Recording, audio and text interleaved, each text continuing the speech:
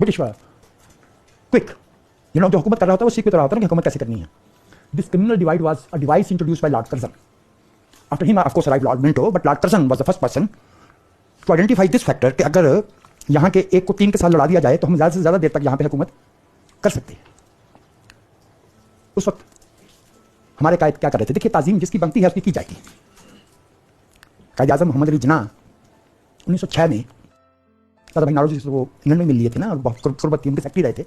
लेकिन यहाँ पे हिंदुस्तान में उनके जो असल उस्ताद थे उनका नाम गोपाल कृष्ण गोखले था, जिनका इंतकाल 1915 में हुआ।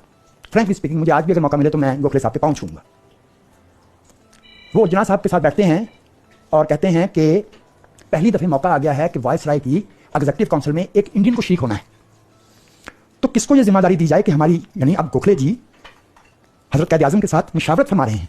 हमारे दरमियान में हो तो मैं और जवाद आपस में बैठेंगे और मैं कहूँ, दिल में सोचूंगा अगर जवाद साहब कहीं कह दें कि वजाद तुम ही हो जाओ, और वजाद कह रहे हैं जवाद साहब को मैं नजर नहीं आता, मैं भी खड़ा हूँ, मैं भी बैठ, ऐसे ही होगा ना। ये दोनों साहब बैठते हैं और गौर करते हैं कि कौन हमारी सही नुमाइंदगी कर सकता है। डॉक्टर अजीत कौर की किताब में सारी बातें लिखी हैं।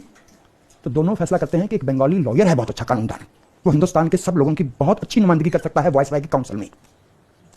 और चले जाते हैं बॉम्बे से उठ के कलकत्ता, और उन साहब के पास जाके कहते हैं कि बहुत अच्छा मौका है, हमारी राय में तुम हो इस काबिल।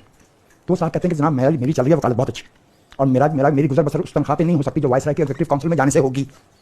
मेरे रहन सहन का म्यार बहुत बुलंद है। तो कई दिन मुशावरत होती रही। तंग आके एक दिन मोहम्मद अली जिन्ना ने उन साहब से कहा कि तुम्हारे ख्याल में हम बेवकूफ़ हैं, हम वहाँ बॉम्बे में फारग बैठे हुए हैं जो अपना काम छोड़ के आए हैं, तुम्हारा ख्याल हमारे पास मुकदमे नहीं है, जो हम तुम्हारे पास आए हैं, हम तुम्हारे पास दरखास्त लेके आए हैं कि कौन को तुम्हारी ज़रूरत है। तो आप समझ सकते हैं कि कायद आज़म के ज़हन की ग्रोथ क्या थी, उनकी नशोनुमा, कौम का वसी ताल मुफाद।